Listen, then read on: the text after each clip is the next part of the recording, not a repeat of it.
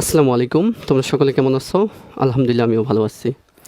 প্রতি বছর নিয়ে এবারও তোমাদের জন্য কিছু ফ্রি ক্লাসের আয়োজন করা হয়েছে। এবারও আমরা এরই ধারাবাহিকতায় ফিজিক্সের উপর আজকের ক্লাসটি করব। আজকের ক্লাস হচ্ছে কাজ, ক্ষমতা, শক্তি এর উপর হচ্ছে আমরা কিছু এমসিকিউ সলভ করব, যেগুলো বিগত বছর এগুলা কনসেপ্ট থেকে এসেছিল।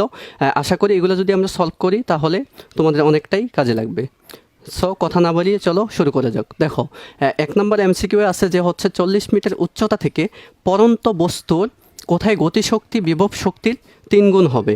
দেখো, আগে হচ্ছে বিভব শক্তি এবং হচ্ছে গতিশক্তি আছে হচ্ছে এই দেখো 40 মিটার উচ্চতা একটা বস্তু, দেখো পড়ন্ত বস্তু এই এটা হচ্ছে 40 মিটার উচ্চতা, এইচ ইকুয়াল 40। এটা হচ্ছে একটা পড়ন্ত বস্তু। এখানে বলা হয়েছে কোথায় গতিশক্তি এবং বিভব শক্তির 3 গুণ হবে। মনে করি এখানে একটা বিন্দুটার নাম ধরে নেই সি, বিন্দুটার মান ধরে নিলাম হচ্ছে সি। মনে করি এই বিন্দুতে দেখো গতিশক্তি বিভব শক্তির 3 গুণ হবে।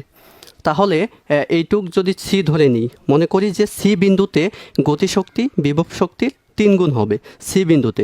তাহলে এইটুকের উচ্চতা হচ্ছে এক্স, এইটুকের উচ্চতা হচ্ছে এক্স এবং এই পুরাটুক উচ্চতা হচ্ছে এইচ, পুরাটুকের উচ্চতা এইচ আর এইটুকের উচ্চতা যদি এক্স হয় তাহলে এইটুক হবে H minus x, H minus x.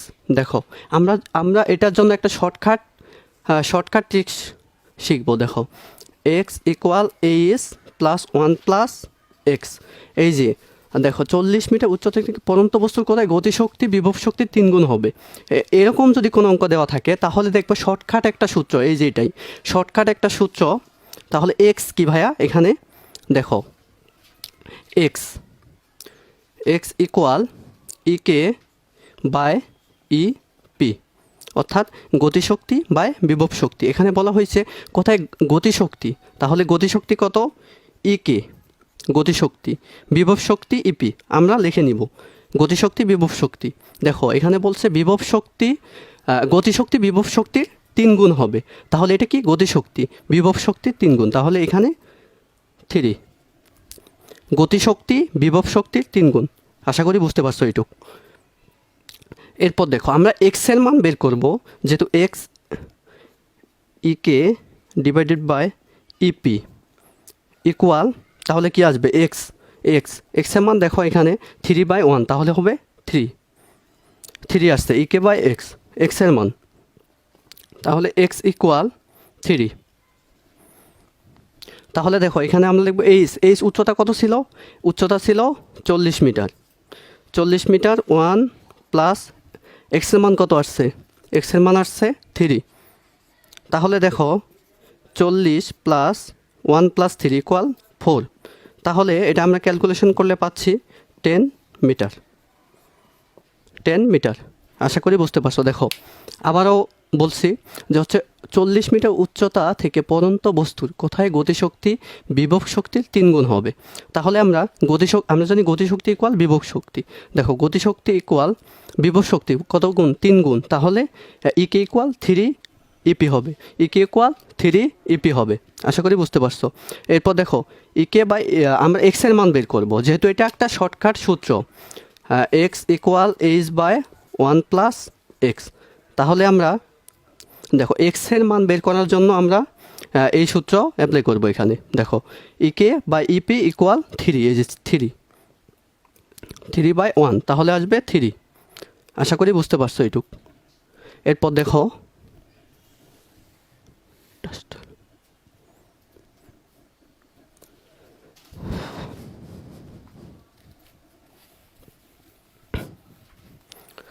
দেখো এই সিমিলারলি হচ্ছে 2 নম্বর অঙ্কটা দেখো, সিমিলারলি 2 নম্বর অঙ্কটা দেখো 50 মিটার উচ্চতা, এখানে উচ্চতা কত হবে 50 মিটার। এই পুরা উচ্চতা দেখো এই উচ্চতা হচ্ছে 50 মিটার। 50 মিটার উচ্চতা থেকে পড়ন্ত বস্তুর কোথায় বিভব শক্তি গতিশক্তির 6 গুণ হবে। বিভব শক্তি, তাহলে দেখো বিভব শক্তি আমরা লিখি ইপি, গতিশক্তি ই কে, কয় গুণ বলছে 6 গুণ, তাহলে 6 ইকে।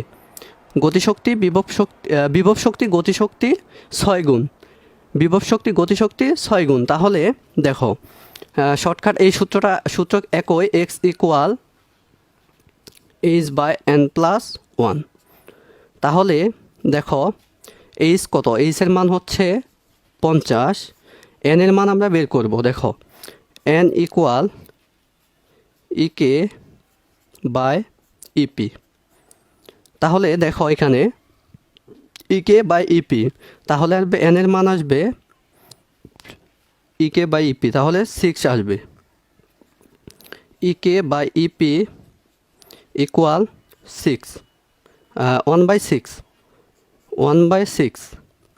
এন এর মান আসছে কত, 1/6। দেখো ভাইরা এন এর মান আসছে 1/6। তাহলে আমরা এখানে এন এর মান বসাবো 1 প্লাস 1টা এই পাশে নিলাম, 1/6। তাহলে এটা ক্যালকুলেশন করো, 50, 1 প্লাস 6 এটা লসাগু করো 7/6। তাহলে 50 ইন্টু এই 6টা উপরে গেলে 6/7।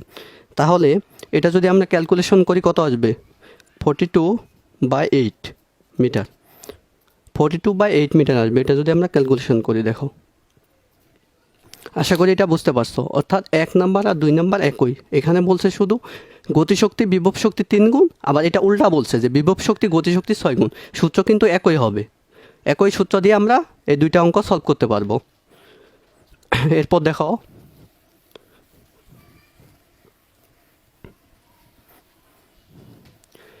এরপর 3 নাম্বারটা আমরা 1, 2 করলাম। এরপর 3 নাম্বার দেখো, গতিশক্তি 300% বৃদ্ধি করলে ভরবেগ কত % বৃদ্ধি পাবে। হ্যাঁ, এরকম একটা শর্টকাট সূত্র দেখো, যদি এরকম কোনো অঙ্ক দেওয়া থাকে তাহলে শর্টকাট সূত্র অর্থাৎ ভরবেগ বৃদ্ধির সূত্র, ভরবেগ বৃদ্ধি, ভরবেগ বৃদ্ধির ক্ষেত্রে দেখো একটা শর্টকাট সূত্র শিখবো আমরা। দেখো √x plus 100 divided by 100 minus 1 into 100%। দেখো এরকম ভরবেগ বৃদ্ধি যদি এখানে 300% বা অন্য দেওয়া থাকে 400%, 500%, অর্থাৎ এরকম যদি গতিশক্তি সম্পর্কিত কোনো অঙ্ক থাকে তাহলে আমরা এই সূত্র অ্যাপ্লাই করব।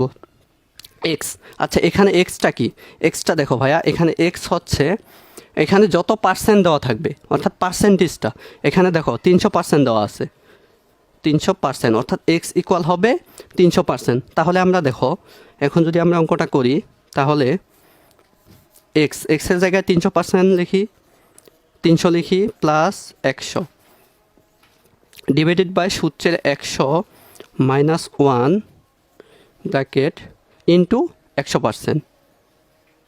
দেখো এখন আমরা যদি এটা ক্যালকুলেশন করি তাহলে আসবে 4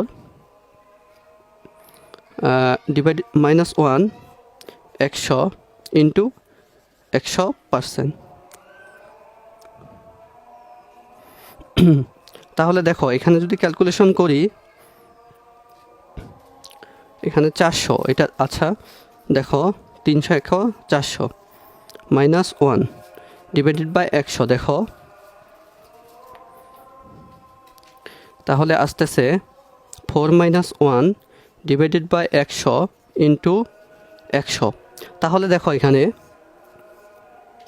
ক্যালকুলেশন করো, 4কে যদি রুট করি তাহলে হবে 2 মাইনাস 1, তাহলে 1 আসতেছে এখানে 1 ইন্টু 100, তাহলে 100%। আশা করি বুঝতে পারছো এটা। দেখো আবারও দেখো এখানে যদি ভরবেগ বৃদ্ধির ক্ষেত্রে যদি বলে তাহলে x plus 100 divided by 100 minus 1 into 100%। এখানে এক্স কি, এক্সটা হচ্ছে গতিশক্তি যত পার্সেন্ট বৃদ্ধি পাবে এক্সের মান হচ্ছে তত, অর্থাৎ 300%। এখানে এক্সের মান হচ্ছে 300 প্লাস 1, এখন যদি ক্যালকুলেশন করি তাহলে আসবে 100%। 100%, এখানে গতিশক্তি যদি 300% বৃদ্ধি করি তাহলে ভরবেগ কত পার্সেন্ট বৃদ্ধি পাবে, ভরবেগ 100% বৃদ্ধি পাবে।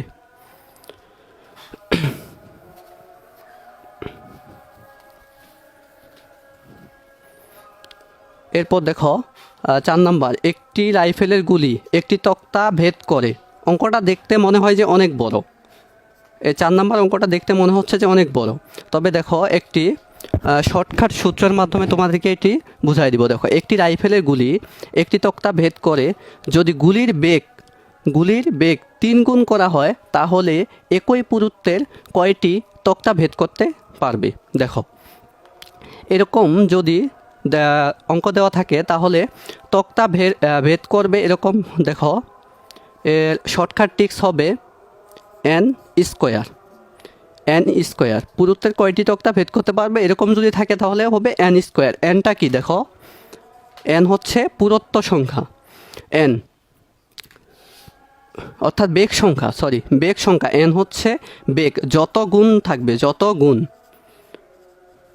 গুণ বৃদ্ধি পাবে, বা 3 গুণ যদি করা হয় 3 গুণ, 4 গুণ হলে 4 গুণ, 5 গুণ হলে 5 গুণ, n হচ্ছে যত গুণ। এই যে 3 গুণ করা হয় তাহলে একই পুরুত্বের কয়টি তক্তা ভেদ করতে পারবে। n যদি 3 গুণ হয়, এখানে n 3, এখানে 3 গুণ বলছে তাহলে n এর জায়গায় 3 বসায় দাও, 3 স্কোয়ার, তাহলে হচ্ছে 9 গুণ।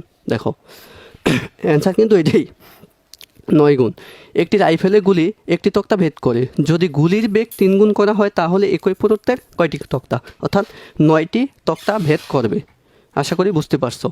এটা হবে n স্কোয়ার সূত্র, শর্টকাট সূত্র হচ্ছে n স্কোয়ারটি তক্তা ভেদ করবে। এরপর দেখো, 270 কেজি ভরের একটি বোমা একটি ক্রেনের সাহায্যে 0.1 মিটার পার সেকেন্ড বেগে উঠাতে হলে ক্রেনের ক্ষমতা কত হবে? ক্ষমতা যদি আমরা P = mv, ক্ষমতা P = fv। এখানে দেখো, f কি? f ইকুয়াল আমরা লিখতে পারি mg আর v। এখন m এর মান কত দেওয়া আছে? 270 কেজি। জি এর মান হবে এখানে 9.8 ইন্টু ভি কত দেওয়া আছে? দেখো, ক্রেনের সাহায্যে বেগ দেওয়া আছে 0.1 মিটার পার সেকেন্ড। তাহলে এটা যদি আমরা ক্যালকুলেশন করি তাহলে আসবে 264 পয়েন্ট সামথিং আসবে, 264 পয়েন্ট সামথিং আসবে, 5 বা 6 এরকম আসবে। ক্ষমতার একক কি? ওয়াট। ক্ষমতার একক ওয়াট। দেখো, 270 কেজি ভরের একটি বোমা একটি ক্রেনের সাহায্যে 0.1 মিটার পার সেকেন্ড বেগে উঠাতে হলে ক্রেনের ক্ষমতা কত? ক্ষমতা আমরা সূত্র জানি, ক্ষমতা P = fv। f ইকুয়াল লিখতে পারি mg। m এর মান তো এখানে দেওয়া আছে, জি এর মান হবে 9.8 আর ভি তো দেওয়া আছে। তাহলে আমরা যদি সূত্র অ্যাপ্লাই করে দেই তাহলে কিন্তু খুব সহজেই অঙ্কটা সলভ করতে পারবো। আশা করি এটা বুঝতে পারছো। এরপর দেখো, 5 নাম্বার গেল। এরপর একটি কণার উপর f বল দেওয়া আছে, এত বল প্রয়োগ করলে কণাটি সরণ হয় r = এত মিটার। বল কর্তৃক সম্পাদিত কাজ কত? সম্পাদিত কাজ আমরা কি জানি? w = f r, অর্থাৎ হচ্ছে বল আর সরণের ডট গুণফলটা যদি করি তাহলে আমাদের সম্পাদিত কাজের মানটা পাওয়া যাবে। তাহলে দেখো, f কত দেওয়া আছে? 10i + 10j + 10k, এটা ডট গুণফল, ডট আর কত দেওয়া আছে? বলের মান কত দেওয়া আছে? আমাদের বল দেওয়া আছে দেখো 2i + 2j - 2k। দেখো, এটা আমরা এখন ডট গুণফল করব, এটার সাথে এটা গুণ, এটার সাথে এটা, এটার সাথে এটা। তাহলে দেখো, 10 × 2 20 প্লাস 10 × 2 20 প্লাসে মাইনাসে মাইনাস 10 × 2 20। তাহলে দেখো, +20 - 20 চলে গেল, ভ্যানিশ, +20 - 20, তাহলে থাকতেছে আমাদের 20। এই 20 হচ্ছে আমাদের 20 কি হবে? জুল। সম্পাদিত কাজের পরিমাণ 20 জুল। আবার দেখো, একটি কণার উপর এত বল প্রয়োগ করলে কণাটি সরণ হয় এত। বল কর্তৃক সম্পাদিত কাজ কি? বল আর সরণ। বল আর হচ্ছে সরণ যদি আমরা ডট গুণফল করি তাহলে আমরা সম্পাদিত কাজের মান বের করতে পারবো। আশা করি এটা বুঝতে পারছো। এরপর দেখো কোনো ব্যক্তি 30 ডিগ্রি ঢালের 5 মিটার উঁচু ঘর্ষণবিহীন তল বরাবর একটি 100 নিউটন ব্লক টেনে তুলছে। দেখো তাহলে কত, 30 ডিগ্রি,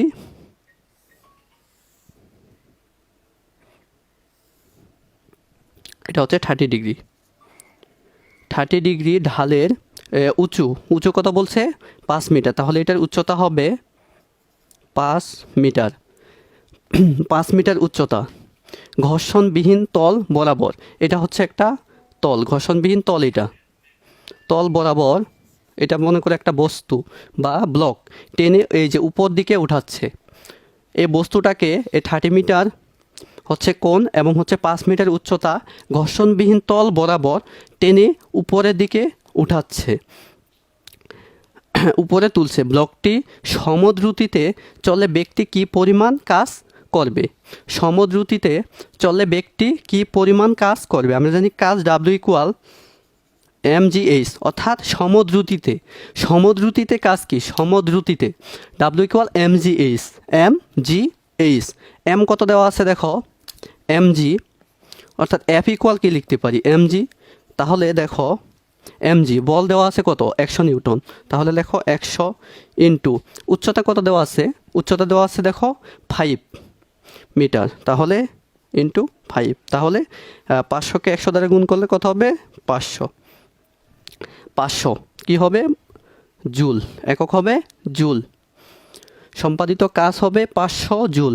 দেখো আবারও বলছি, কোনো ব্যক্তি 30 ডিগ্রি ঢালের 5 মিটার উঁচু ঘর্ষণবিহীন, এই যে 5 মিটার উঁচু 30 ডিগ্রি ঘর্ষণবিহীন তলে, এইটা হচ্ছে ঘর্ষণবিহীন তল, এটা হচ্ছে একটা বস্তু উপর দিকে নিয়ে যাচ্ছে। এখন এই অবস্থায় আমাদের ব্যক্তি কি পরিমাণ কাজ করছে সেই সম্পাদিত কাজটা আমাদের বের করতে হবে। যেহেতু সমদ্রুতিতে চলছে, তাহলে আমরা দেখো ডাব্লিউ ইকুয়াল mgh সূত্র অ্যাপ্লাই করতে পারি। সমদ্রুতির সূত্র হচ্ছে ডাব্লিউ ইকুয়াল mgh, যেহেতু দেওয়া আছে mg দেওয়া আছে কত, 100 নিউটন, আর হচ্ছে h তো দেওয়া আছে 5 মিটার উচ্চতা। তাহলে দেখো 500 জুল। আশা করি এটা বুঝতে পারছো। এরপর দেখো পরের অঙ্ক, 2000 কেজি ভরের একটি ট্রাকের ভরবেগ 200 কেজি মিটার পার সেকেন্ড হলে গতিশক্তি কত? গতিশক্তি, ভরবেগ এবং গতিশক্তির মধ্যে পার্থক্য কী? দেখো ভরবেগ এবং গতিশক্তি EK equal P square by 2m। ভরবেগ এবং গতিশক্তির পার্থক্য হচ্ছে এটা, EK equal P square by 2m। P ভরবেগ, এখানে দেখো ভরবেগ দেওয়া আছে কত, 200, পি দেওয়া আছে 200 কেজি মিটার ইনভার্স 1, এবং মিটার ভর দেওয়া আছে কত, দেখো ভর দেওয়া আছে 2000 কেজি। তাহলে আমরা এগুলা বসাই দিই, দেখো মানগুলা বসাই দিব এখন। 200 হোল স্কোয়ার 2 ইন্টু m কত, 2000। তাহলে এটা যদি ক্যালকুলেশন করি তাহলে কত পাবো আমরা, দেখো 4 2 ইন্টু এই শূন্য এই শূন্য এই শূন্য এই শূন্য, তাহলে কত পাচ্ছি দেখো, এই শূন্য কাটা, এই শূন্য এই শূন্য এই শূন্য এই শূন্য, তাহলে একটা শূন্য থাকতেছে 20,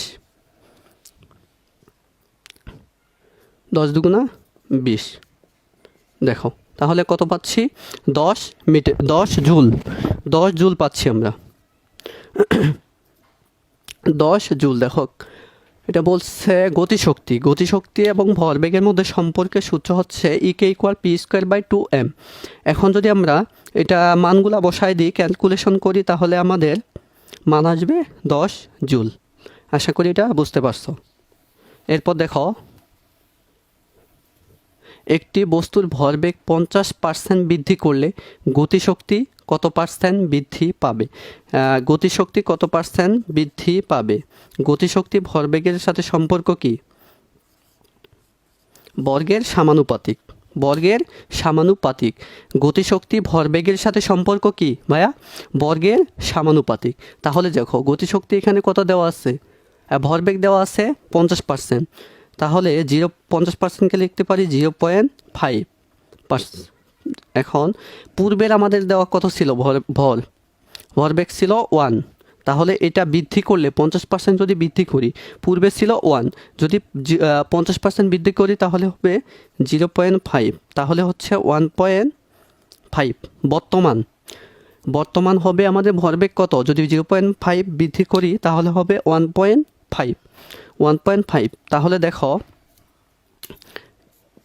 কে ইকুয়াল পি স্কোয়ার, তাহলে হবে 1.5 হোল স্কোয়ার ইকুয়াল কত আসবে 2.25।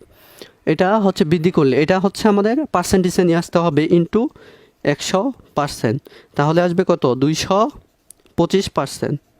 এটা কি উত্তর? না, এটা উত্তর না, এটা থেকে আমাদের বাদ দিতে হবে। এটা থেকে দেখুন 50% বাদ দিতে, 100% বাদ দিতে হবে, 100% বাদ দিতে হবে, যেহেতু আমাদের পূর্বে 100% ছিল, 100% থেকে আবার 50% বৃদ্ধি করা হয়েছে। দেখো 50% বৃদ্ধি করায় 100% এখান থেকে বাদ দিব, 225 মাইনাস 100%, তাহলে কত হবে 125%। এটি আমাদের কাঙ্ক্ষিত ফলাফল, 125%, এটাই আমাদের কাঙ্ক্ষিত ফলাফল। দেখো ভরবেগের সাথে গতিশক্তির কি সম্পর্ক? বর্গের সমানুপাতিক। এই সূত্র ব্যবহার করে আমরা এই অঙ্ক অতি সহজেই করে ফেলতে পারবো। এরপর দেখো সংরক্ষণশীল বল। নিচের কোনটি অসংরক্ষণশীল বল? তোমাকে যদি বলা হয় যে নিচের কোনটি অসংরক্ষণশীল বল, দেখো তোমাকে একটা শর্টকাট ট্রিক শিখিয়ে দিচ্ছি যে আসলে কোনটা সংরক্ষণশীল এবং কোনটি অসংরক্ষণশীল বল, সেটা যেন বের করতে পারো। মনে করো তোমার কাছে একটা দৈত্য আছে, যদি দৈত্যতে ঘষা দাও তাহলে যদি বলটা চলে আসে বা উত্তর চলে আসে তাহলে কেমন হয়? যে হচ্ছে তোমার কাছে একটা দৈত্য আছে, দেখো দৈত্যতে তুমি একটা ঘষা দিলে অসংরক্ষণ বল বেরিয়ে আসবে। দেখো এই যে ঘতে হচ্ছে ঘর্ষণ বল,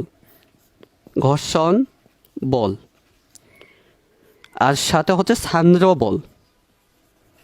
দেখো এখানে কোন অপশনগুলোতে কোথায় ঘর্ষণ বল আর সান্দ্র বল আছে? দেখো এখানে দেওয়া আছে নিচে কোনটি অসংরক্ষণশীল বল, এখানে হচ্ছে মহাকর্ষ বল, অভিকর্ষ বল, সান্দ্র বল। যেহেতু বলছে অসংরক্ষণশীল বল, এটা হচ্ছে অসংরক্ষণশীল বল।